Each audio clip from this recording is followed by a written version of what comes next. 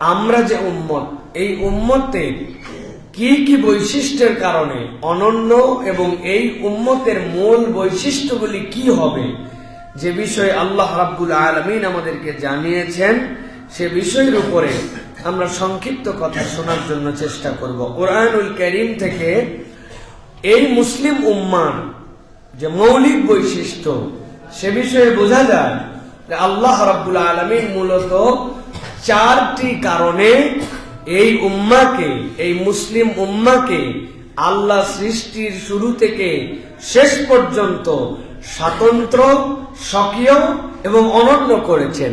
যদি এই 4টা গুণের মধ্যে আমরা থাকি, তাহলে এই উম্মাহ শ্রেষ্ঠ উম্মাহ হিসাবে থাকবে। আর এর বাহিরে যদি আমরা চলে যাই, তাহলে নামে মুসলিম হলেও, ধরনে বর্ণনায় মুসলিম হলেও, সে মূলত এই উম্মার অংশ হিসেবে তখন আল্লাহর কাছে বিবেচিত হবে না।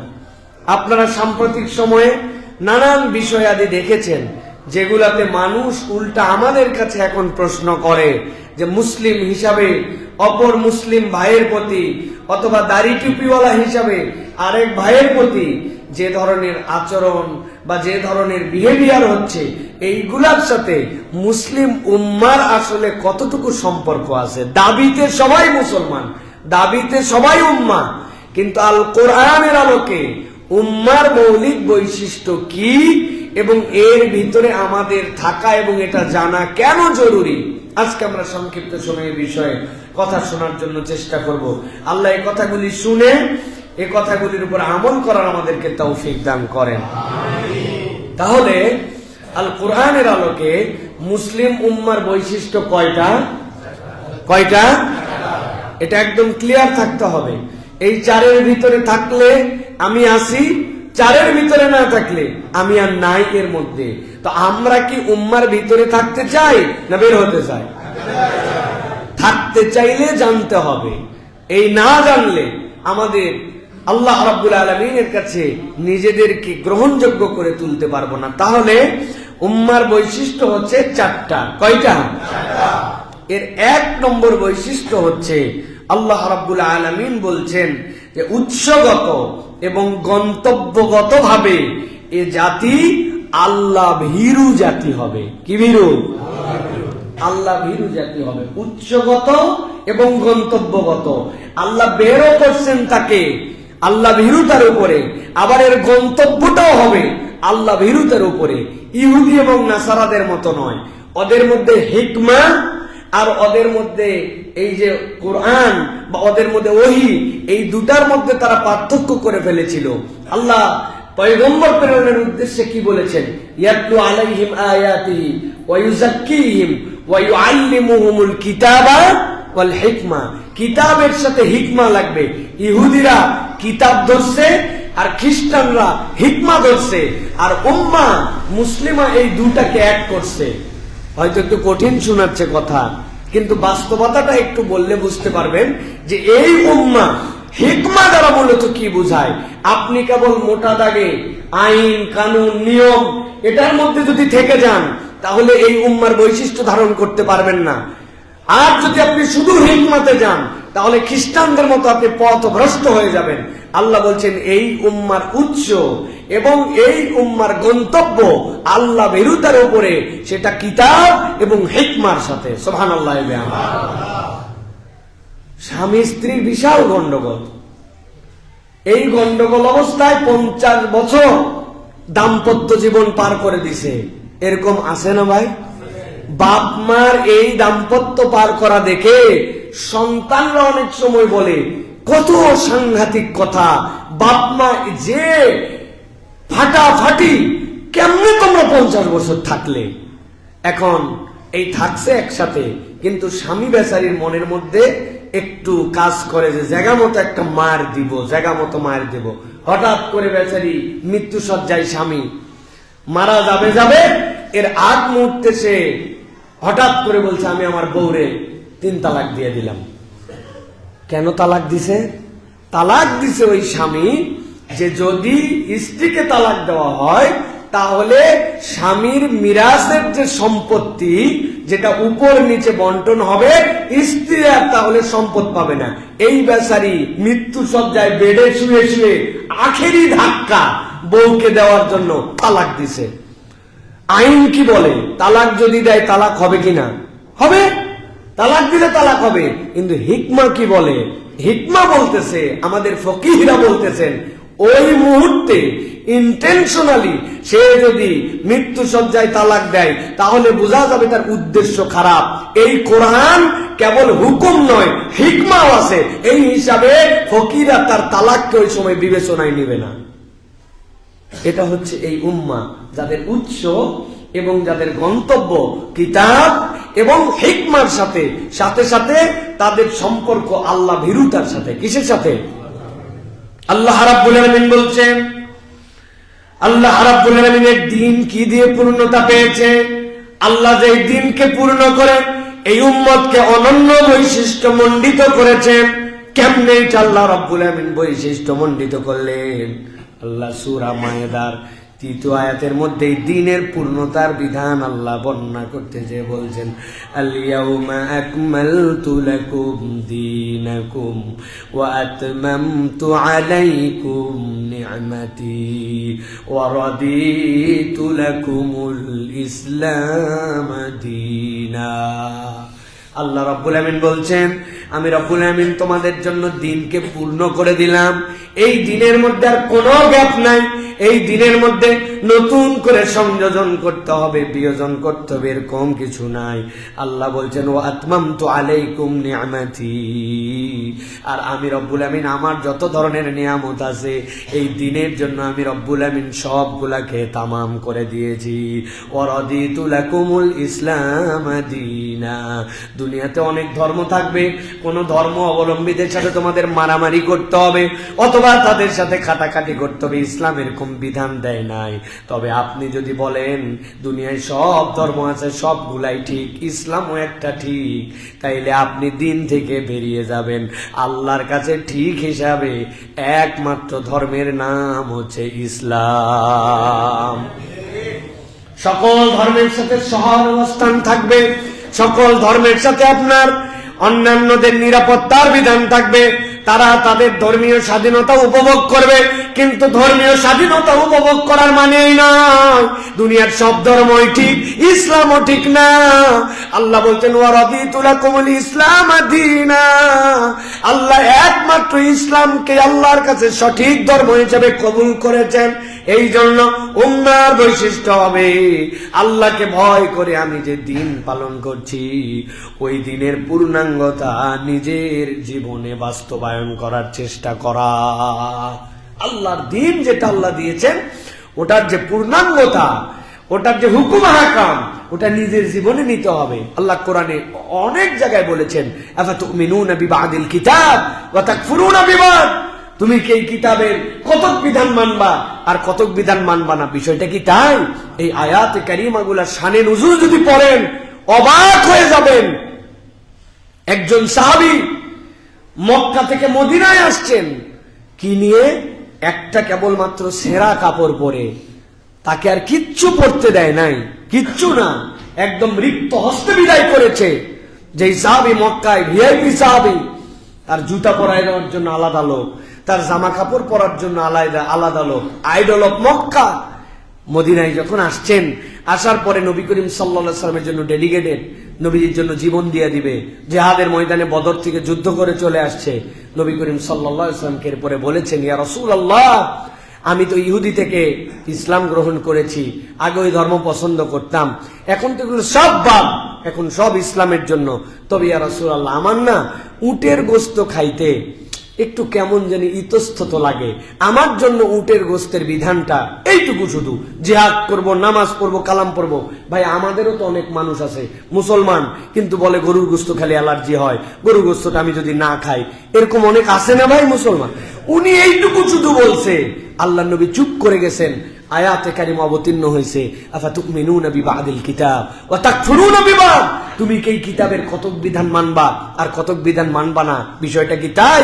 না, আল্লাহ বলছেন উদখুলু ফিস সিলমি কাফা, ইসলামের মধ্যে পূর্ণাঙ্গ প্রবেশ করো।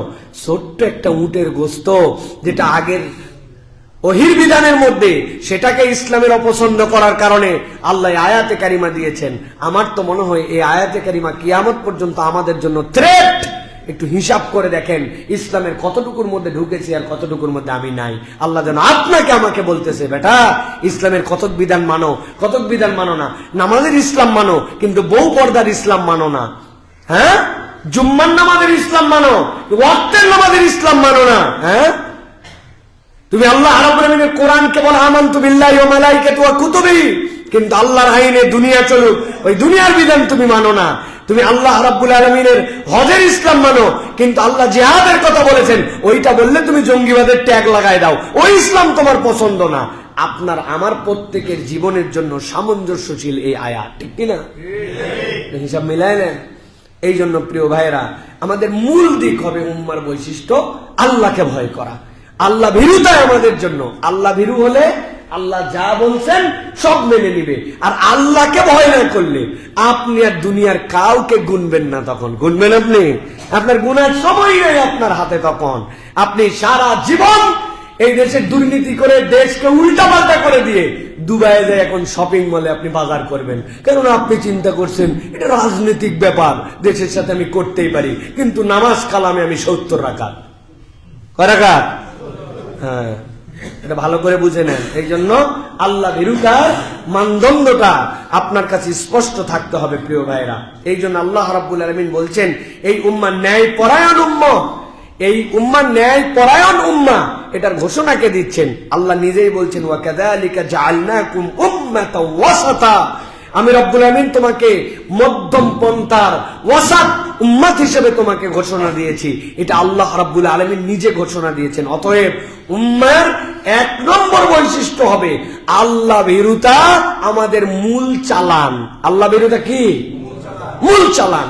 আল্লাহ ভীরুতা হচ্ছে আমাদের জীবনের জন্য সবকিছু। প্রিয় ভাইরা, আল্লাহ রাব্বুল আমিন এরপর বলছেন এই আল্লাহ ভীরুতা আমাদের জীবনে এই জাতির যা কিছু আছে, আল্লাহ বলছেন তুমি নিজে নিজে চিন্তা করে কিচ্ছু বের করো নাই। আল্লাহ রাব্বুল আমিন এই জাতির জন্য কল্যাণকর যা কিছু বের করে দিয়েছেন। আল্লাহ বলছেন কুনতুম খায়রা উম্মাতিন উখরিজাত লিন্নাস, আল্লাহ বলছেন তোমাদেরকে উত্তম উম্মাত করে তোমাদেরকে অন্য কেউ বের করে নাই। আল্লাহ বলছেন উখরিজাত মানে তোমাদেরকে বের করা হয়েছে, এই বের করেছেন রব্বুল আলামিন। অতএব যেই আল্লাহ আপনাকে কল্যাণকর উম্মাত হিসাবে বের করেছেন, আপনাকে ওই আল্লাহর পথ পদ্ধতি ফলো করতে হবে, ঠিক কি না? বহুদিন আগে আপনাদের কাছে বলেছিলাম আপনার বাড়িতে একটা রেডিও আছে অথবা আপনার বাড়িতে একটা সাউন্ড প্লেয়ার আছে, এইটা জাপানের নির্মিত। এখন ওই সাউন্ড প্লেয়ারের জন্য অথবা ধরেন এত দূর গেলাম না, আপনার বাড়িতে একটা ফ্যান আছে, ওই ফ্যানের জন্য একটা রেগুলেটর আছে। ওই ফ্যানের রেগুলেটরটা বাম দিক থেকে যদি ডান দিকে মোচড় দেন তাইলে আস্তে আস্তে করে ওর ভলিউম বাড়বে, ফ্যানের গতি বাড়বে। এটার পরে শেষ করে দিয়েছেন আপনার নব শেষ, আপনার গতিও শেষ।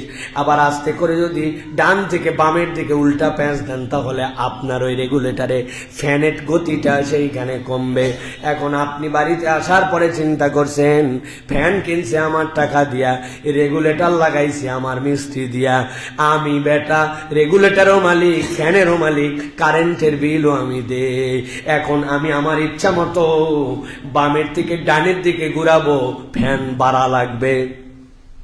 বুঝে থাকলে বলেন তো, আপনার ফ্যান, আপনার বাড়ি, আপনার বিদ্যুৎ বিল, কিন্তু যেই সিস্টেমে এই ম্যানুফ্যাকচারার আপনার জন্য প্রসেসটা বলে দিছে, ওর ব্যতিক্রম করে আপনি যত গরম দেখান, অর্থের গরম দেখান, হিম্মতের গরম দেখান, বাড়ির গরম দেখান, আপনার ফ্যান যেরকম উল্টা দিকে ঘুরালে আপনার জন্য সেইটা তখন বাড়বে না।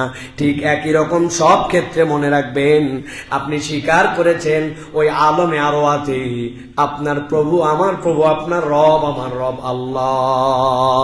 আবার আপনি মুসলমান হিসেবে ঘোষণা দেওয়ার পরে, কোরআন খোলার পরে রব্বুল আমিন আপনাকে পরিচয় দিয়েছেন আলহামদুলিল্লাহ আলহামদুলিল্লাহি রাব্বিল আলামিন। আবার যখন আপনি আমি কবরে যাব, কবরে যাওয়ার পরে প্রথম প্রশ্ন জিজ্ঞাসা করা হবে মান রাব্বুকা, তোমার রবকে। আলমে আরওয়াতেও রব, কবরেও রব। মধ্যের জিন্দেগি শেখানোর জন্য আল্লাহ কোরআনুল কারীম দিয়ে দিয়েছেন। অতএব আপনি বললেই হবে না জিন্দেগি আমার, টাকা পয়সা আমার, হায়াত আমার, আমার ইচ্ছা মতো আমার জীবন চালাবো। ইচ্ছা মতো জীবন চালায় যে এই উম্মতের মেম্বার নয় সে, ঠিক কিনা? অতএব প্রিয় ভাইরা, এক নম্বরে আপনাকে এটা বিশ্বাস রাখতে হবে যে আল্লাহ রাব্বুল আলামিনের প্রতি ভীরুতা, আল্লাহকে ভয় করা, এটা হচ্ছে এই উম্মার অনন্য বৈশিষ্ট্য। প্রিয় ভাইরা, এই জন্য আল্লাহ বলছেন তুমি এসেছো কার কাছ থেকে, তার কাছ থেকে, যাবে কার কাছে, তার কাছে। এটা হযরত ইব্রাহিম আলাইহিস সালামকে যে আল্লাহ রাব্বুল আলামিন ডেমনস্ট্রেশন দিয়েছেন। ইব্রাহিম আলাইহিস সালাম কি বলেছেন? কুল ইন্না সালাতি ওয়া নুসুকি ওয়া মাহইয়ায়া ওয়া মামাতি লিল্লাহি রাব্বিল আলামিন। আল্লাহ বলছেন আপনি বলেন আমার সালাত, আমার কুরবানি, আমার জীবন, আমার মরণ সবগুলা কেবলমাত্র আল্লাহ রাব্বুল আলামিনের জন্য, লা শারীকা লাহু। আর আমি আল্লাহ সাক্ষ্য দিচ্ছি এই যে আমার জীবন, আমার সালাত, আমার মরণ, আমার কুরবানি, এইগুলা যে আপনার জন্য, এর মধ্যে আর কোনো সন্দেহ নাই, এর মধ্যে আর কোনো শরীক নাই। আমি এই বিলা শরীক আল্লাহ রাব্বুল আলামিনের কাছ থেকে এসেছি, আর আল্লাহর জন্য আমার সবকিছু নিবেদিত। কোন একটা মানুষ যদি একবার চেতনার মধ্যে এটা ঢুকায় নিতে পারে, ওর থেকে উন্নত মানুষ আল্লাহর দুনিয়ায় আর পাওয়া যাবে না। এর থেকে ভালো মানুষ আর হওয়া সম্ভব না। সে চেতনার মধ্যে ঢুকায় নিছে, আসছে আল্লাহর কাছ থেকে, যাওয়া লাগবে আল্লাহর কাছে। সুতরাং মধ্যের জিন্দগিটা তার মতো করে আমাকে গঠন করতে হবে। সংক্ষেপ কথা প্রিয় ভাইরা, তাহলে এক নম্বর এই উম্মার বৈশিষ্ট্য আল্লাহ ভীরুতা। বলেন এক নম্বর কি? বলেন কি? আল্লাহ ভীরুতা। এটা হৃদয়ের মধ্যে আপনাকে ধারণ করে নিতে হবে। আল্লাহ ভীরুতা থাকলে, বলেন তো ভাই, আপনার যদি শত্রু হয়, চরম শত্রু, তারপরেও কি আপনি তার গায়ের মধ্যে কোনো অস্ত্র ধরতে পারেন? আপনি তাকে হত্যা করতে পারেন? আপনি তাকে পিঠায় মেরে ফেলতে পারেন? আপনার হৃদয় কি রে ভাই? একটা মানুষ তো একটা কুকুরকেও এভাবে মারতে পারবে না, একটা মানুষ একটা বিড়ালকেও এভাবে মারতে পারবে না। সে অবলা প্রাণী। সেখানে একজন মানুষের প্রতি মানুষ যখন এরকম জুলুম করে, এরকম অত্যাচার করে, এরকম নিপীড়ন করে, তখন বোঝা যায় যে এইরা হচ্ছে আর আল্লাহর সৃষ্টিকুলের মধ্যে নাই, বরং সুম্মা রাদাদনাহু আসফালা সাফিলিন। এরা তার থেকেও নিচে নেমে গেছে, এমন নামছে যে আল্লাহ বলছেন উলাইকা কাল আনআম বাল হুম আদাল। আল্লাহ বলছেন পশু তো পশু, পশুর থেকেও নিচে চলে গেছে সে, ঠিক কিনা? আমার উস্তাদ আব্দুল্লাহ জাহিম রাহমাহুল্লাহ বলতেন, এই কথা আমি মাঝে মাঝেই বলি, যে মাঝে মাঝে আমরা মানুষকে বলি গালি দিয়ে, গরুর বাচ্চা কোথাকার, গাধা কোথাকার, বলি না? উনি বলতেন এই গরু আর এই গাধাদের যদি কেস করার সিস্টেম থাকতো, তাহলে এই গালি দেওয়ার অপরাধে ওরা কেস করে দিত। বেটা আমারে অপমান করো তুমি, আমি গরু মুসলমান, আমি গাধা মুসলমান। জীবনে কোনো গাধারে দেখছেন যে পানির বদলে ডিজেল খাইছে? হ্যাঁ, দেখছেন নাকি আপনারা? গরুরে দেখছেন খোলের বদলে সে কেরোসিন খাইছে? কিন্তু মানুষ তো মানুষ, ওরে খাওয়া লাগবে পানি, ও খায় মদ। ওরে খাওয়া লাগবে যেইটা, ওর বদলে খায় গাঞ্জা। কোন গরু গাঁজা খাইছে? হ্যাঁ। আল্লাহ রাব্বুল আলামিন, আপনি বললেন যে একজনের ডায়লগ দিয়ে গরু কোথাকার, গাধা কোথাকার, ওরাও কেস করতো যে আমরা মুসলমান, আল্লাহর হুকুমের ব্যত্যয় করি না। আর তুমি ব্যাককল আমার নামে ব্লেম দিয়ে মানুষকে গরু বলতেছো। তুমি বলো তুমি খারাপ মানুষ, মানুষে গালি দাও। কিন্তু স্যার এটা বুঝানোর জন্য বলতেন। এটা এই জন্য বলছি প্রিয় ভাইরা, পৃথিবীর সব প্রাণী তারা আল্লাহ রাব্বুল আলামিনের কাছে আত্মসমর্পণকারী, আর একমাত্র মানুষ আমরা যারা, আমরা হচ্ছে এমন অবিবেচক যে ওই পশুর থেকেও নিচে আমরা নেমে যাই। মানুষকে যে কষ্ট দিতে পারে, অত্যাচার করতে পারে, আমরা বাংলাদেশের আয়না ঘর, উমুক ঘর, তুমুক ঘরের বর্ণনা শুনছিলাম, কিন্তু যখন সিরিয়ায় এই যে নতুন করে স্বাধীনতা তারা পেল, এরপরে তাদের সিডনেয়া সহ বিভিন্ন কারাগারের যে বর্ণনা, এটা কোনো মানুষ কল্পনার মধ্যেও নিতে পারে না। তাহলে মানুষ হিসেবে মানুষ কত নিচে নেমে যেতে পারে, আল্লাহু আকবার, আপনি কল্পনা করতে পারবেন না। তাহলে 1 নম্বর আমাদেরকে আমাদের আল্লাহ ভীরু হয়ে গড়ে ওঠার জন্য চেষ্টা করতে হবে প্রিয় ভাইরা। 2 নম্বরে যেটা বলবো, এই উম্মার বৈশিষ্ট্য হচ্ছে মধ্যপন্থা। উম্মার বৈশিষ্ট্য কি? আল্লাহ রাব্বুল আমিন বলছেন, পুরা মানব জাতি, পৃথিবীতে সব জাতির উপরে মুসলমান যারা, মুসলিম যারা, এই মুসলিম জাতি প্রভাবক। আল্লাহ রাব্বুল আমিন বলছেন মানব জাতির উপরে মুসলিম তোমরা যারা, তোমরা প্রভাবক। বিরাট বড় কথা, অনেক বড় ওজনদার কথা। আল্লাহ রাব্বুল আমিন বলছেন, ওয়া কাযালিকা জাআলনাকুম উম্মাতাও ওয়াসাতা।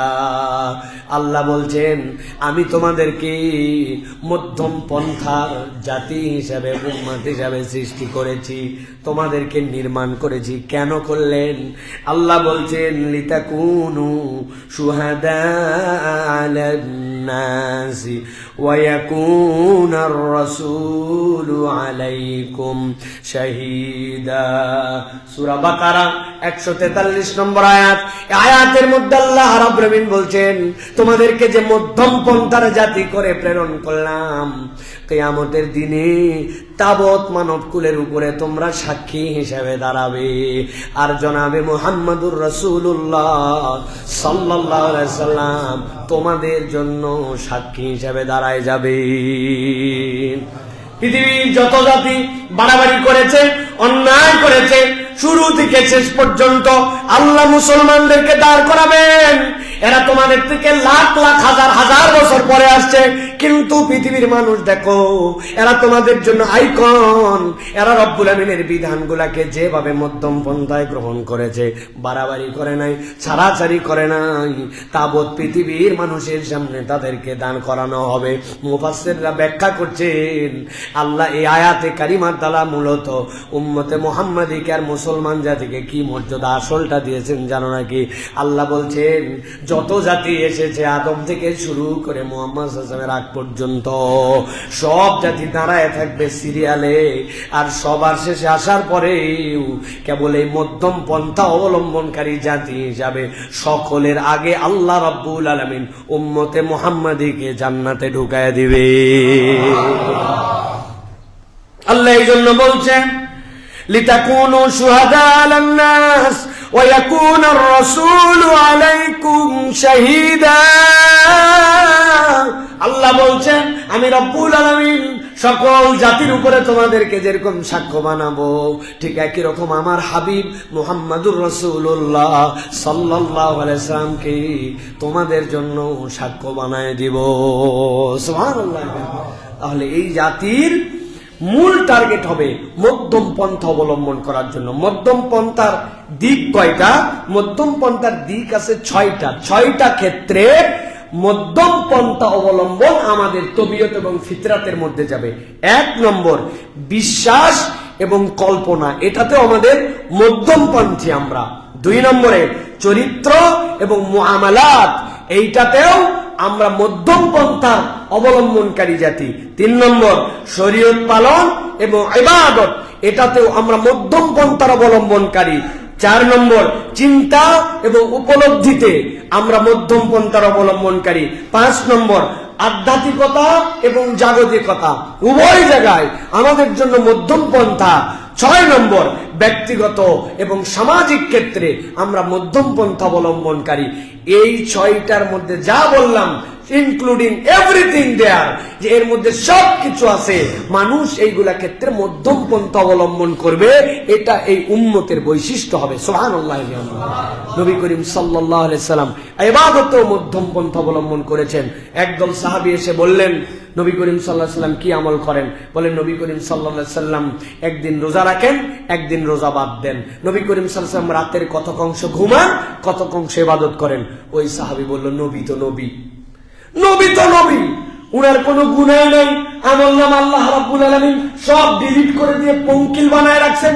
নবী তো নবী, আমি এত ছাড় দিতে রাজি নাই। দিনের বেলা পুরা রোজা, রাত্রে বেলা পুরা নামাজ। এই কথা নবী করিম সাল্লাল্লাহু আলাইহি সাল্লাম শুনে ফেলছেন। শুনে বের হয়ে এসে বলছেন, কে বললো এই কথা? কে বললো এই কথা? আলাইকুম বিসুন্নতি, তোমাদের উপর আমার সুন্নাত, ওয়া মান রাগিবা আন সুন্নতি ফালাইসা মিন্নি, আও কামা ক্বালা আলাইহিস সালাতু ওয়াস সালাম। হাদিসের ভাষাটা এরকম, হুবহু টেক্সট এরকম নয় যে কেউ যদি আমার সুন্নাতকে ত্যাগ করে সে আমার উম্মতি নয়। আমি কিছু রোজা রাখি, কিছু রোজা ছাড়ি, আমি পরিবারকে সময় দেই, ঘুমাই, আবার তাহাজ্জুদ পারি। তুমি এত বড় কি পণ্ডিত হয়ে গেছো যে তুমি পুরা রাত নামাজ পড়বে, পুরা দিন রোজা রাখবে? আমার সুন্নাত অনুসরণ না করলে তুমি আমার উম্মত নয়। আল্লাহু আকবার। কত বড় ইবাদতের আবেগ দেখাইছে নবীজি। ওই জায়গায় থামায় দিয়েছেন। এই থামানো ওই জায়গায় নয়, এটা মূলত মধ্যম পন্থার জাতি হিসাবে আল্লাহ আমাদেরকে বিবেচনা করেছেন। সবগুলা আছে, আধ্যাত্মিকতা, জাগতিকতা, ব্যক্তিগত, সামাজিক, চিন্তা, মুআমালা, আচার আচরণ, সবগুলোর মধ্যপন্থা থাকবে। একজন এমন নরমের নরম, লোকজন ওরা খালি উষ্টা মারে, আরেকজন এমন গরমের গরম, লোকজন ওর কাছেও ভেড়ে না। চরিত্র আপনার এরকম হবে না। You have a personality. আপনার একটা গায়ক থাকবে, আপনার একটা আত্মসম্মান বোধ থাকবে, এটা আপনার মধ্যে থাকতে হবে। আমরা অনেক সময় গুলায় ফেলি। বিনয় মানে কি ভাই? বিনয় মানে মিনমিন করে কথা বলা। তাহলে বিনয় কি জিনিস? আমাদেরকে তো বিনয় হতে হবে। মধ্যম পন্থার অন্যতম গুণাগুণ বিনয়।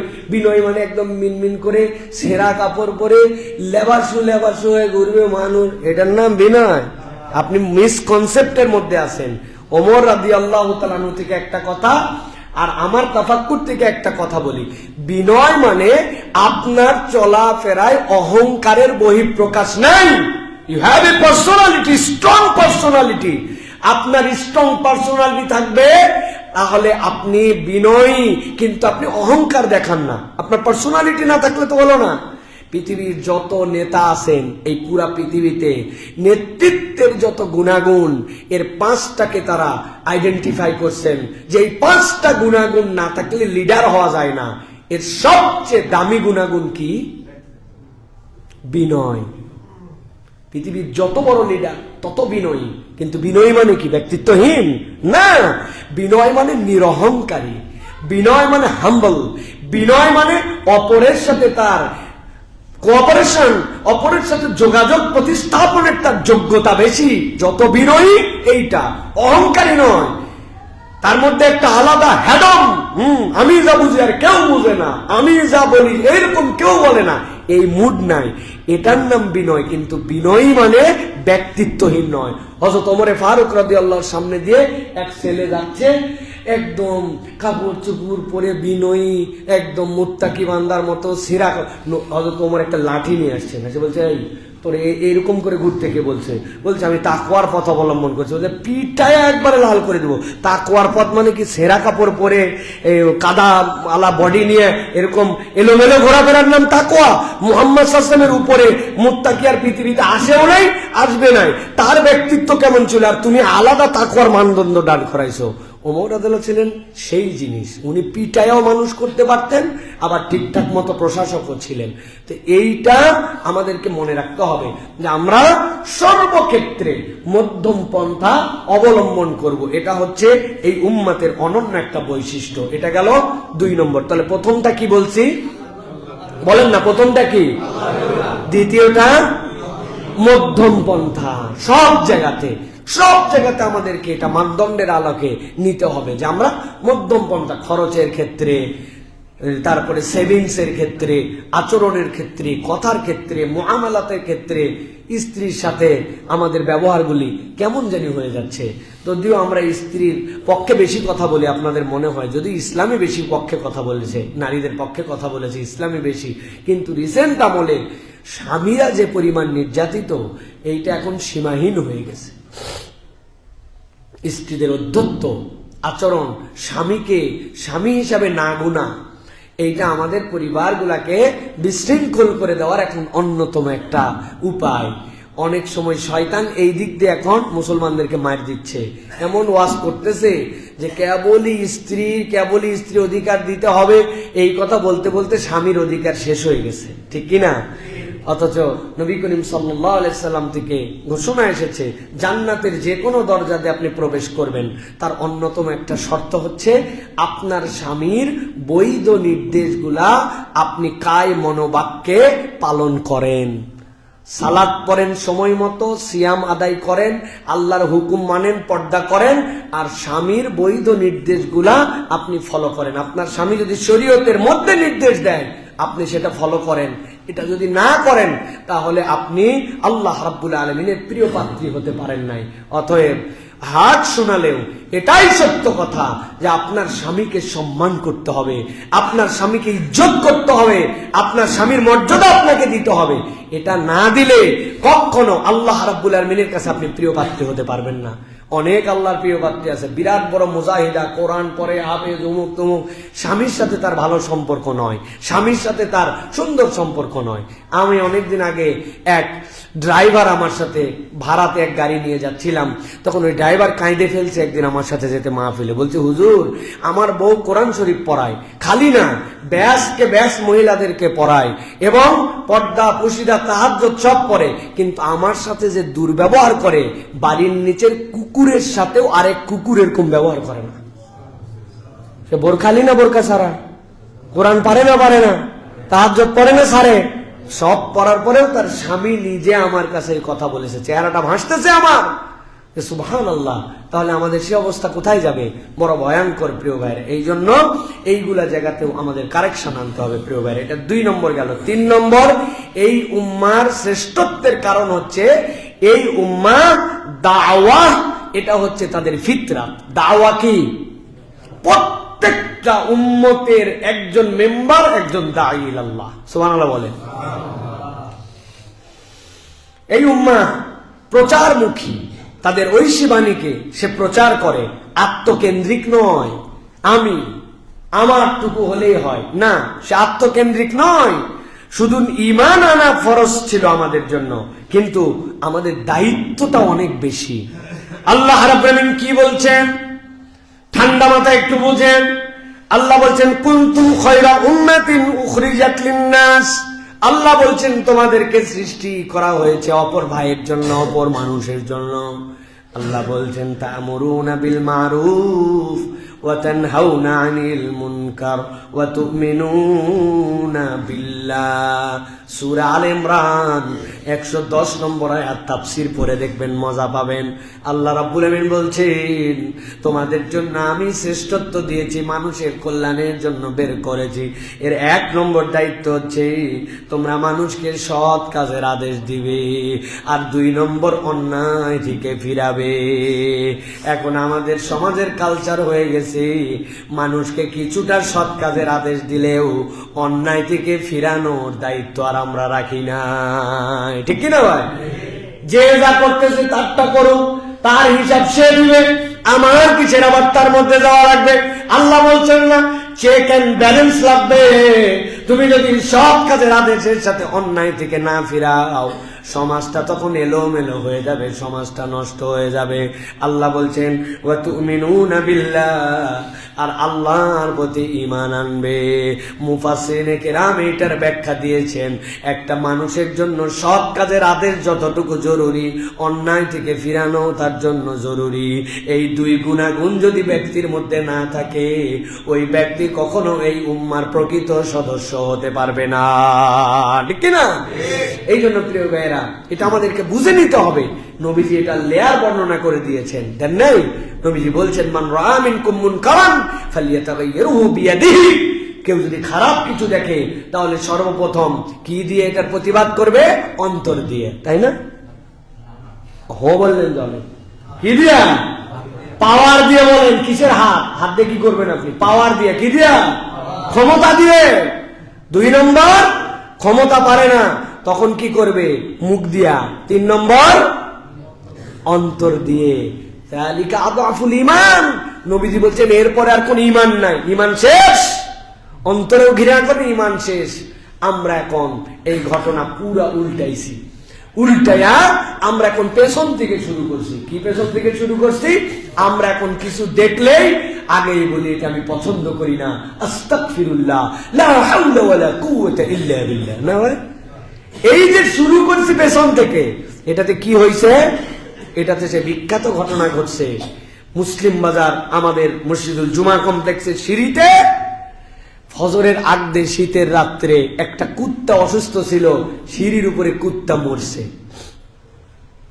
এই সিঁড়িতে কুত্তা মরার পরে ফজর ইমাম সাহেব ঢুকছে, মুয়াজ্জিন ঢুকছে আর বলছে, হাই রে কুত্তা, মরার জায়গা পালি না, নাউজুবিল্লাহ, মল্লি তো মল্লি একদম মসজিদের সিঁড়িতে। ওনারা নাউজুবিল্লাহ পড়তে পড়তে ভিতরে ঢুকছে। ঢুকে ইমাম সাহেব বলছে, ফজরের নামাজের পরে কুত্তা সরানোর জন্য দোয়া হবে, সবাই বসে। সবাই মিলে হয়তো দোয়া করছে, বোঝানোর জন্য বলতেছি। রব্বুল আলামিন এতগুলা ফজরের মুসল্লি, কুত্তা আল্লাহ মসজিদের সিঁড়ির সামনে মরছে, কত বড় আমাদের ঝামেলা। মেহেরবানি করে রব্বুল আলামিন তুমি কুত্তা সরাও। এই দোয়া টোয়া করে লাভ দিয়ে দিয়ে উপরতে পার হয়ে সবাই চলে গেছে। ওই দিন আবার রোদ উঠছে, চনমনা রোদ। সকাল থেকে রোদে কুত্তার পেট ফুলতে ফুলতে জোহরের আগে একটা টেরা হইয়া মোটামুটি এলাকা গাওয়ায় ফেলছে গন্ধে।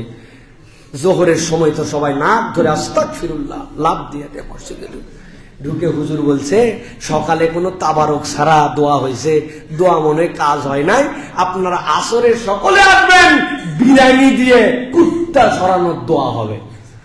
বুঝে থাকলে বলেন তো, এর থেকে খারাপ করে আপনাকে বুঝাতে পারবো না। আসরের সময় যদি দোয়া করে, আসর হতে হতে মসজিদে ঢোকা কঠিন হয়ে যাবে। কি ভাই? তা আপনি আস্তাগফিরুল্লাহ বললেন, অন্তর অন্তরে ঘৃণা করলেন না, আপনি সিস্টেম উল্টায় ফেলছেন। আপনি শুরুটা যেটা ছিল ওটার শুরু না রাখে শেষে আগে গেছেন। আপনার দায়িত্ব ছিল সভাপতি সাহেব কুত্তা সরানোর জন্য স্টেপ নেন। সভাপতি তো নিজে হাতে সরাবে না, উনি ফোন দিছে মিউনিসিপ্যালিটিতে, আপনাদের যারা মেথর আছে পাঠান, আমাদের কুত্তাটা সরান। সরায় না। তখন দেখছে এলাকার প্রভাবশালী, এলাকার একজন দায়িত্বশীল আছে, উনাকে বলছে, ভোট কি এবারই না আরো করা লাগবে? মসজিদের সামনে কুত্তা সরাতে আপনার এত সমস্যা কোথায়?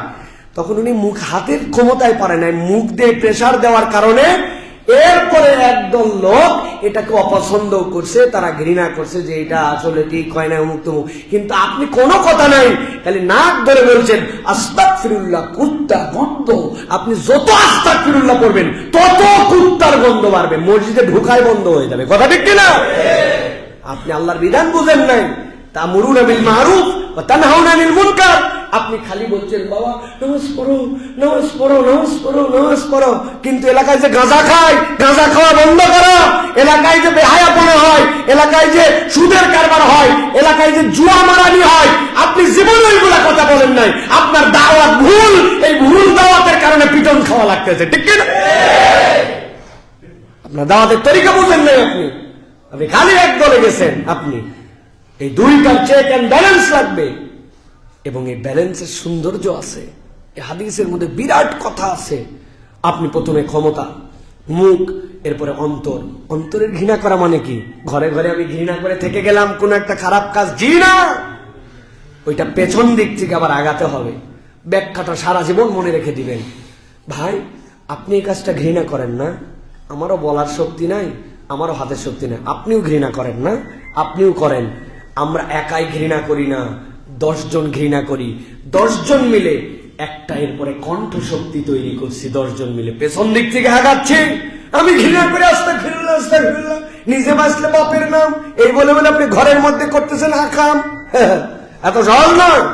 আপনি এটা অপছন্দ করেন, খুঁজতে হবে কোন 10 জন অপছন্দ করে। ওই 10 জন মিলে বলার শক্তি অর্জন করছেন না। আমরা এখন একটু কথা ভয়েস রেস করতে পারি, 10 জন বলতে পারে, ওরকম 10 জন মিলে এক হয়ে আপনি এরপরে শক্তি অর্জন করার চেষ্টা করছেন। এটা হচ্ছে অন্তরের ঘৃণার লেয়ার। অন্তরের ঘৃণা মানে মনে অপছন্দ করে ঘরে ছুঁয়ে যাওয়া না, ওটার জন্য আপনার ওয়ার কাছে আল্লাহ বলছেন এই উম্মতকে আমি অনন্য বানাইছি, এই জন্য সে অন্যায় থেকে ফিরায়, সৎ কাজের আদেশ দেয়। এখন আমি তো অনেক জায়গায় বলি, এলাকায় পিচ্ছি পিচ্ছি পোলা বিড়ি খায়, দেখছেন আপনারা? আর এলাকার যে লিডার উনিও না দেখে চলে যায়। কারণ কি? কারণ উনার হিম্মত নাই, উনি বহু আগেই বিড়ি খাওয়া বাদ দিয়ে দিছে। কি খায়? গাঁজা খায়। মনে করছেন বিড়ি খাওয়া বাদ দিয়ে বিরাট ভালো হয়ে গেছে, উনি এখন গাঁজা খায়। এখন যে বেটা গাঁজা খায় ও বিড়ি করে কেমনে ঠেকাবে? কি আর মোরাল পাওয়ার কোথায়? আর মোরাল পাওয়ারটা কোথায়? নৈতিক অবস্থানটা কোথায়?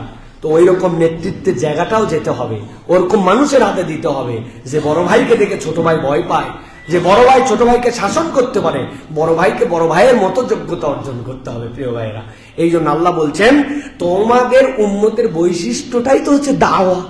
তুমি মানুষকে দাওয়াত করবে, তুমি মানুষকে বুঝাবে, তুমি মানুষকে নির্দেশনা দিবে। এটা আল্লাহ রাব্বুল আলামিন তোমাদের জন্য দায়িত্ব দিয়েছেন। প্রিয় ভাইয়েরা, এই জন্য আল্লাহ রাব্বুল আলামিন বলছেন যে তোমাদের এই দাওয়াতের ভিত্তিটা কি? কোন সাম্প্রদায়িক, গোষ্ঠীগত, আরব, আজম এরকম নয়, বরং এই উম্মার শ্রেষ্ঠত্বের মানদণ্ডে আল্লাহর উপরে যে ঈমান আনছে তারই দায়িত্ব হচ্ছে সৎ কাজের আদেশ দেওয়া আর অন্যায় থেকে ফিরানো। এটা প্রত্যেকটা ব্যক্তি মাত্র তার দায়িত্ব। সুবহানাল্লাহ। আপনি একবার শুধু চিন্তা করেন, আমি ব্যক্তি সৎ কাজের আদেশ দেই, অন্যায় থেকে ফিরাই, তো আমি কি সেই লোক যেই লোক যে কাজ করতেছে ওই কাজ থেকে অন্যকে ফিরাই? তাহলে আমি কেমন লোক হইলাম? আতা'মুরুনা আন-নাসা বিল বিররি ওয়া তানসাউনা আনফুসাকুম ওয়া আনতুম তাতলুনাল কিতাব। তোমরা কি সেরকম লোক নাকি যে মানুষকে যেটা নিষেধ করো সেটা তুমি নিজে করো? তুমি কেমন তাহলে মানুষ? তোমার তো মানুষ হলো না। এটার একটা মজার উদাহরণ আছে। উদাহরণটা হচ্ছে আমাদের বাচ্চা কাচ্চা যারা আছে তাদেরকে আমরা অনেক সময় রাগারাগি করলে ওদেরকে বলি না যে বাবা রাগারাগি করতে হয় না, রাগ করতে হয় না, বলি না ভাই? আমরা বাচ্চাদেরকে উপদেশ দেই না আমরা? তো বাচ্চারা একবার শুনছে, দুইবার শুনছে, তিনবার করছে, আপনি বাচ্চা কাচ্চাকে বলছেন বাবা রাগ করতে হয় না, রাগ করতে হয় না। এক পর্যায়ে আপনি বাচ্চাকে বলছেন আগেই বলছে তোমাকে রাগ করতে হয় না। আপনি কি করছেন ভাই? বুঝছেন? আপনি বুঝে ফেলছেন তো না? মানে আপনি কেইসা রাগা রাখছেন, রাগে বলতেছেন রাগ করতে হয় না। তা আপনি কিসের দাওয়াত দিলেন? আপনার দাওয়াত তার মানে আপনি বুঝেন নাই। আগে দাওয়াতটা নিজের মধ্যে নিতে হবে। তা আপনি যখন দাঈ ইলাল্লাহ সৎ কাজের আদেশ দিবেন, অন্যায় কাজ আপনি জানেন যে আল্লাহর প্রতি ঈমান আনলে এটা আমার দায়িত্ব, তাহলে একটা মানুষকে আমি বলতেছি ভাই নামাজ পড়ো, আমি কোন ব্যাকল আমি নামাজ না পড়ে পরে বলতেছি নামাজ পড়, আমি বলতেছি ভাই তুমি মিথ্যা কথা বলো না, অথচ আমি নিজের কাছে নিজে ক্লিয়ার না, আমি মিথ্যুক। তাহলে আমি যদি দাঈ ইলাল্লাহ হই তাহলে সকলের আগে আমার মধ্যে আল্লাহ ওই সেনসিটিভিটি দিবে যে আমাকেও তো শুধরাতে হবে। এখন আমরা চিন্তা করছি দাঈ ইলাল্লাহর গ্রুপই আলাদা, ওরা খালি আদেশ নিষেধ দিবে, আমি খালি শ্রোতা। এই মন যদি হয় তাহলে সমাজ পরিবর্তন হবে না। এই উম্মাতের প্রতিটা সদস্যই একজন দাঈ ইলাল্লাহ। আপনাকে এই দায়িত্ববোধের জায়গাটা জাগ্রত করতে হবে।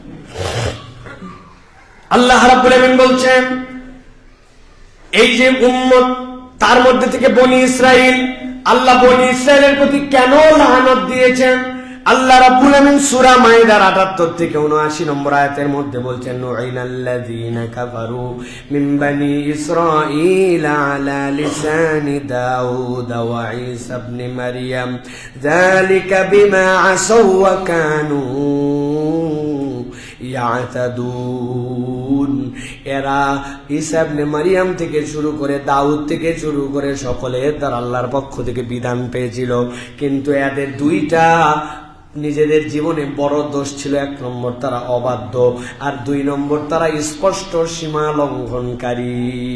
আল্লাহ রাব্বুল আলামিন বলছেন কানু লা ইয়াতানাহাউনা আন মুনকারিন ফাআলু লাবিসা মা কানু ইয়াফআলুন। আল্লাহ বলছেন ওরা সৎ কাজের আদেশ দিলেও মানুষকে অন্যায় থেকে ফিরাতো না। তাহলে ১ নম্বরে অবাধ্য, ২ নম্বরে স্পষ্ট সীমা লঙ্ঘনকারী, আর ৩ নম্বরে তারা মানুষকে অন্যায় থেকে ফিরাতো না। এই ৩ অপরাধ থাকার কারণে আল্লাহ বলছেন বনি ইসরাইলদেরকে আল্লাহ লানত, আল্লাহ লানত তাদের প্রতি। তাহলে আমরাও যদি অন্যায় থেকে না ফিরাই, অন্যায় যে দেখে আর অন্যায় যে করে আর অন্যায় যে সহে, দুইজনই সমান অপরাধী। কথাটা কিন্তু অনেক যৌক্তিক কথা। আপনি অন্যায় দেখে গেলেন, সরে গেলেন, এটা আমাদের এখান থেকে বেরিয়ে আসতে হবে। জাতির 5th pillar of a nation কোনটা ভাই? সাংবাদিক, তাই না? সংবাদ মাধ্যম। এই দেশে যদি বিগত আমল সহ যত জোচ্চুরি, যত ধরনের অন্যায়, এটার যদি দায় নিতে হয় তাহলে অন্যতম 50% দায় নিতে হবে আমাদের সংবাদ মাধ্যমকে। কেননা সাংবাদিক ছিল না এরা, এদের থেকে বড় পাঁচাটা গোলাম চাটুকর দালাল এই পৃথিবীর ইতিহাসে আর দ্বিতীয়টা তৈরি হয় নাই। এমন দালালের দালাল ছিল। এখনো সেরকম কতগুলা দালাল এ দেশকে অস্থির করার জন্য চেষ্টা করতেছে। নাম নিলাম না, আপনারা সচেতন মানুষ, এদের ধোঁকাবাজি এবং ফেতনা থেকে, এদের পেপার পত্রিকা থেকে নিজের বাড়ি ঘর আশপাশ হেফাজত রাখবেন প্রিয় ভাইয়েরা। এরা এখনো সেই দালালি করতেছে। ওই দালালদেরকে ফেরত আনার জন্য তাদের দিলের ভিতরে ব্যথায় মরে যাচ্ছে তারা। সচেতন হতে হবে আমাদেরকে প্রিয় ভাইয়েরা। আল্লাহ আমাদেরকে বোঝার তৌফিক দান করেন। 4 নম্বরে, তাহলে আবার রিভাইজ করি, 1 নম্বর কি, 2 নম্বর, 3 নম্বর দাওয়া, 3 নম্বর এই উম্মতের বৈশিষ্ট্য। 4 নম্বরে হচ্ছে একতা। সুবহানাল্লাহ। এই উম্মত শ্রেষ্ঠ কেন? কারণ এই উম্মত সবচেয়ে বেশি একতা ওয়ালা উম্মত। এই উম্মতের ভিতরে ইমানের এমন একটা বীজ আছে, এমন একটা মায়া আছে, এই উম্মতের ভিতরে এমন একটা চেতনা আছে। এই রকম মুসলিম বাজারে, ঢাকার কোন কোনার, পৃথিবীর কোন মানচিত্রে একটা ছোট্ট জায়গায় আমি মুসলমান, আর আফ্রিকার নাম জানা কোন জায়গায়, কোন বন জঙ্গলের মধ্যে একটা যদি আমার ইমানি ভাই ব্যথা পায়, তাহলে তার ব্যথা পাওয়ার কষ্টে আমার ইমানের নেটওয়ার্কে ব্যথা লাগে। আমাকে একতার যে আল্লাহ রাব্বুল আলামিন নিয়ামত এই উম্মাহ এবং ইমান দ্বারা দিয়েছেন, পৃথিবীর আর কোন উম্মার মধ্যে এটা ছিল না। সুবহানাল্লাহ। বলেন তো ভাই, একদম ঠিকঠাক মন থেকে বলবেন, পৃথিবীর কোন জায়গায় কোন মুসলমানের যদি কষ্ট হয়, কষ্ট লাগে? কিছুই করতে পারি না, কিন্তু আমার মুসলমান নামটা শুনলে আমাদের কষ্ট লাগে। যদি কষ্ট লাগে, বুঝবেন ইমানটা একটু বাকি আছে এখন। আল্লাহ তো এটা দয়া আমাদের প্রতি। আল্লাহ রাব্বুল আলামিন বলছেন, ইন্না হাযিহি উম্মাতুকুম উম্মাতান ওয়াহিদা ওয়া আনা রাব্বুকুম ফা'বুদুন। সূরা আম্বিয়ার 92 নম্বর আয়াতের মধ্যে আল্লাহ রাব্বুল আমিন বলছেন, এই উম্মত তো এক উম্মত, এই উম্মত তো তোমাদের জন্য আল্লাহ রাব্বুল আলামিন তোমাদেরকে একতার পূর্ণ একটা উম্মত বানাইছেন। আর আল্লাহ বলছেন এই উম্মতের রব হচ্ছে আল্লাহ, অতএব রব্বুল আলামিনের তোমরা ইবাদত করো। সুবহানাল্লাহ। এখানে একটা সূত্র আছে, সূত্রটা পিছন দিক থেকে যদি আপনি যান, আপনি যদি আল্লাহকে রব মেনে নিয়া একদম বিলা শরীক কেবল তার ইবাদত করেন, আল্লাহ রাব্বুল আলামিন উম্মতের ভ্রাতৃত্ব তখন বাড়ায়া দিবেন। এই উম্মতের আকীদা বিশুদ্ধ, যেটা সারা পৃথিবীর সব জায়গায় একই আকীদা, একই ধরন, একই মনন। এই উম্মত বিশ্বাস করে আল্লাহ ছাড়া আমার কোনো রব নাই, আল্লাহ ছাড়া আমার কোনো পালন কর্তা নাই, আল্লাহ এবং বান্দার মধ্যে ইবাদতে কোনো ভায়া মাধ্যম নাই। ওটা আফ্রিকার যে মুসলমানের জন্য যা, আমার দেশের মুসলমানের জন্য তাই। আল্লাহ বলছেন আমি তোমাদের রব, আমার ইবাদত করো। আপনি যখন এক ডেস্টিনেশনের দিকে যাবেন, এক রবের ইবাদত করবেন, আল্লাহ তখন আপনাকে একীভূত বানায়, এক উম্মত হওয়ার যোগ্যতা বাড়ায় দিবেন। সুবহানাল্লাহ। আমরা কাবার দিকে মুখ করে নামাজ পড়ি, আমরা কাবার ইবাদত করি না, আমরা কাবার রবের ইবাদত করি, কিন্তু কাবাটার দিকে আমরা মুখ ফিরাই। সারা পৃথিবীর মানুষ ওই কাবামুখী হয়ে, আপনি এই জুমার নামাজ এখন পড়তেছেন, এখনো আমেরিকায় জুমার ওয়াক্তই হয় নাই, গভীর রাত, আগামীকালকে শনিবার, ওই শনিবারে তারা হচ্ছে জুমার নামাজ পড়বে, কিন্তু আমরা আছি কাবার পূর্ব দিকে, তথা কাবার যেদিকে দরজা, কাবার যেদিকে হজরা আসওয়াদ, আমরা তার পিছনে আছি, আমরা এদিকে নামাজ পড়তেছি, কিন্তু ওরাও জুমাই পড়বে, কিন্তু ওরা উল্টা দিক থেকে আমাদের দিকে একরকম মুখ করে সালাত আদায় করবে। তাহলে আমাদের সব মুখগুলা কাবামুখী, এটা প্রমাণ করে এটা একটা ইউনিটি। আমরা কাবার ইবাদত করি না, কাবার রবের ইবাদত করি, কিন্তু এই ইবাদতের পদ্ধতিতে দুনিয়ার সব মুসলমান একমুখী হয়ে যায়। সুবহানাল্লাহ। সব মানুষ একমুখী হয়ে যায়। আল্লাহ রাব্বুল আলামিন এই নিয়ামতগুলো আমাদের জন্য দান করেছেন, এবং এই এক যখন হয় আল্লাহ রাব্বুল আলামিন বলছেন ইন্না হাযিহি উম্মাতুকুম উম্মাতান ওয়াহিদা ওয়া আনা রাব্বুকুম ফাত্তাকুন। সূরা মুমিনুনের ভিতরে একই আয়াত, শুধু ফাত্তাকুন দিয়ে আল্লাহ রাব্বুল আলামিন বর্ণনা করেছেন। আল্লাহ বলছেন এই উম্মত এক, এই উম্মতকে আল্লাহ রাব্বুল আলামিন রব তার, সুতরাং তোমরা ভয় করলে ওই রবকে একমাত্র ভয় করো। সুতরাং এই উম্মাহ যদি আল্লাহকে ভয় করে চলে, আল্লাহ রাব্বুল আলামিন আমাদের যে ওয়াহদা, আমাদের যে একীভূত, এইটা আল্লাহ রাব্বুল আলামিন আমাদেরকে এক করে দিবেন। প্রিয় ভাইরা, এই জন্য এই উম্মাহ এক শরীরের মতো, এই উম্মার এক আকীদা, এই উম্মার এক লক্ষ্য, এই উম্মার এক গন্তব্য, ঠিক কিনা? আমাদের এক শরীর, পুরা উম্মাহ মিলাই এক শরীর। আমাদের আকীদা কি? একটাই আকীদা, আহলে সুন্নাত ওয়াল জামাতের আকীদা একটাই। এই উম্মার একটাই লক্ষ্য, আর এই উম্মার একটাই গন্তব্য। আমাদের লক্ষ্য আল্লাহর রেজামন্দি, আমাদের গন্তব্য জান্নাতুল ফেরদাউস, ঠিক কিনা? প্রিয় ভাইরা, সে পৃথিবীর যেখানেই থাক, সুতরাং এই যে আল্লাহ রাব্বুল আলামিন আমাদেরকে এক হওয়ার যে আল্লাহ যোগ্যতা দিলেন, এটা আল্লাহর নিয়ামত। প্রিয় ভাইরা, সংক্ষেপে এর সাথে অ্যাড করে দুইটা বিষয় শুধু বলি। উম্মাতের মধ্যে এত বিভক্তির কারণ কি? অনেক কারণ বলা যাবে। আমি আপনাদের কাছে সূরা আনআমের 153 নম্বর আয়াতটা আপনাদের নলেজে দেওয়ার জন্য দিলাম। আল্লাহ বলছেন ওয়া আন্না হাযা সিরাতি মুস্তাকিমা ফাত্তাবিউ। আল্লাহ বলছেন এই যে তোমাদের জন্য যে এই রাস্তাটা দেওয়া হলো, কোরআনের রাস্তা, এটা তোমাদের জন্য সিরাত মুস্তাকিম, তোমরা এটাকে অনুসরণ করো। ফাত্তাবিউ, আল্লাহ বলছেন ওয়ালা তাত্তাবিউস সুবুলা ফাতাফাররাকা বিকুম আন সাবিলিহি। আর তোমরা বহু পথ আছে, এই পথ তোমরা গ্রহণ করো না। বহু পথ যদি গ্রহণ করো, ভিন্ন পথ যদি গ্রহণ করো কোরআন ছাড়া, এটা তোমাদেরকে আলাদা বানায় দিবে।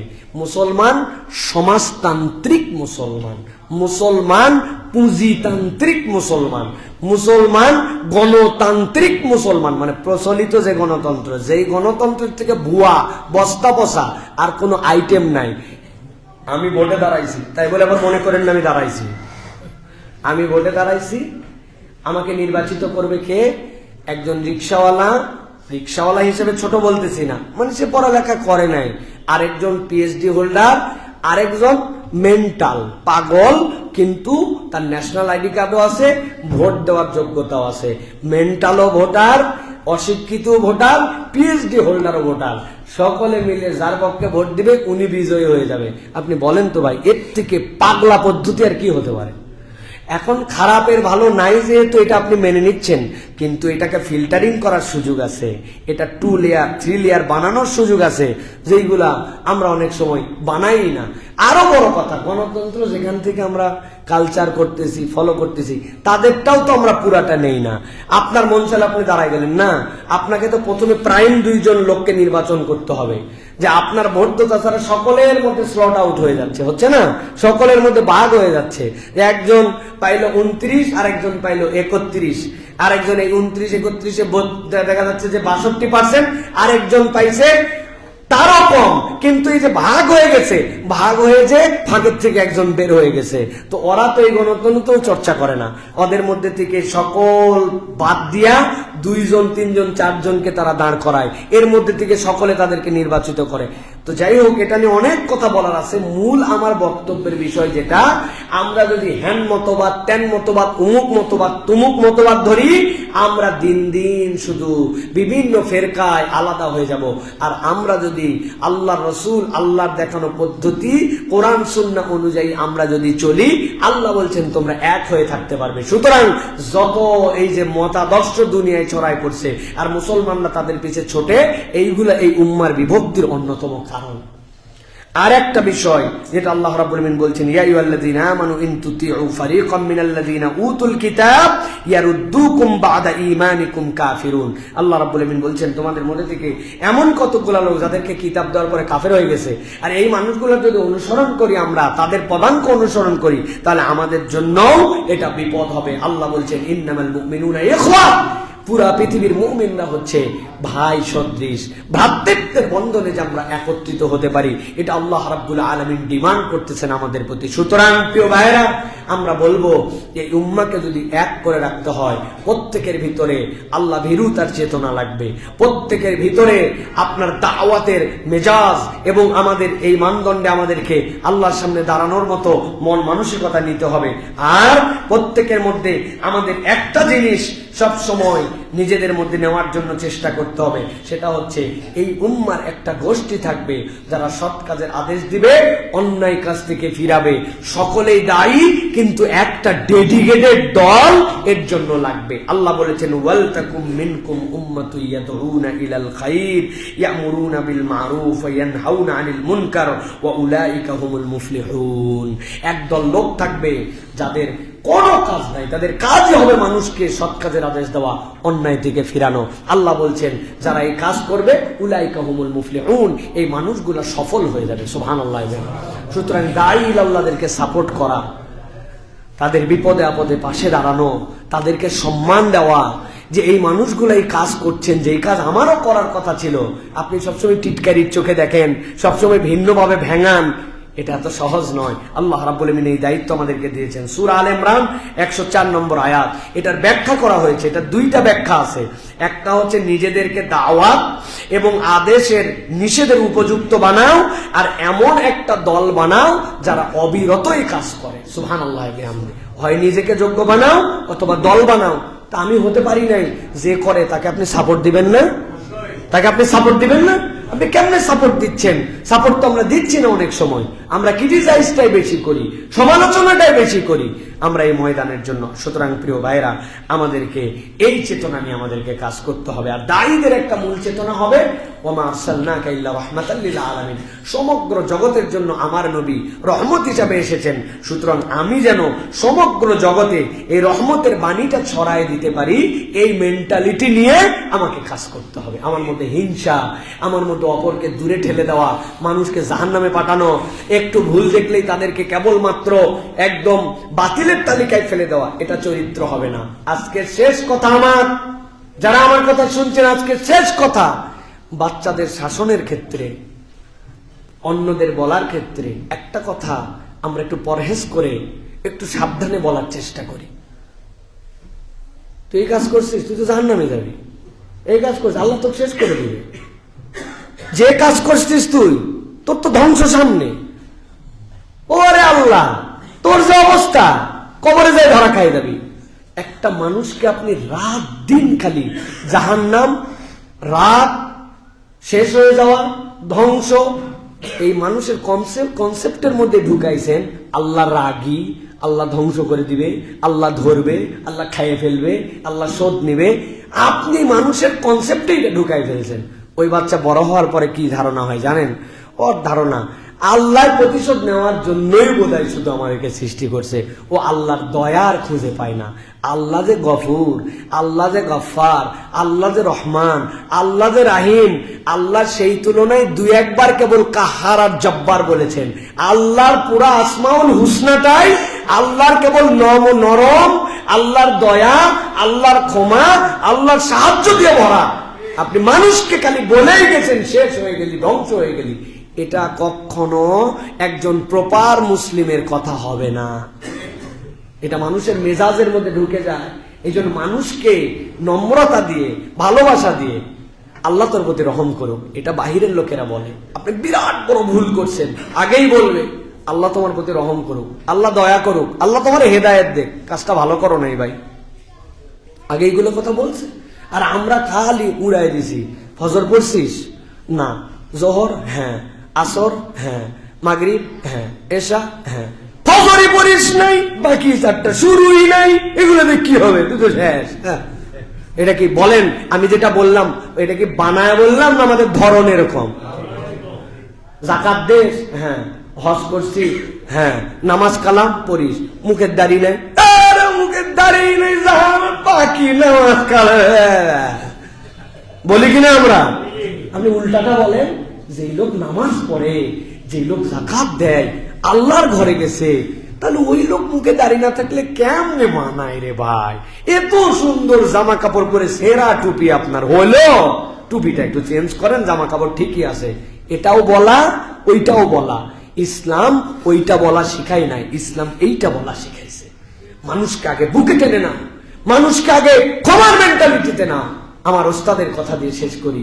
উনি বলতেন, একটা লোকের দুনিয়াবি নানান ভুল টুল এই দেখে তার অপরাধে তুমি তাকে জাহান্নামে পাঠায় দাও, হ্যাঁ তোমার এই অপরাধ জাহান্নামে, এই অপরাধ জান, কিন্তু ওই লোকটার যে ইমান আছে, আর ইমান থাকলে আল্লাহ বলছেন তাকে কোনো না কোনো সময় মাফ করে দুনিয়ার 10টার সমান জান্নাত দিবেন।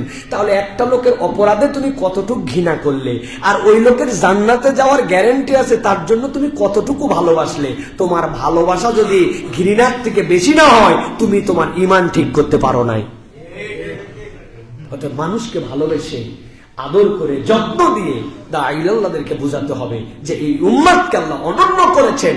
আল্লাহ যেন আমাদেরকে বোঝার তৌফিক দান করেন, বলেন আল্লাহুম্মা আমিন। কথাগুলি অপরের কাছে ছড়াই দিয়েন ভাই, এই বার্তাগুলি মানুষের কাছে জানাই দিয়েন ভাই, আমাদের এই সুন্দর কথা, কেননা এটা দাওয়াত, এটা আমার অংশ। আল্লাহ যেন আমাদেরকে বোঝার তৌফিক দেন, বলেন আল্লাহুম্মা আমিন। হাদা মা ইনদি ওয়াল ইলমু ইনদাল্লাহ।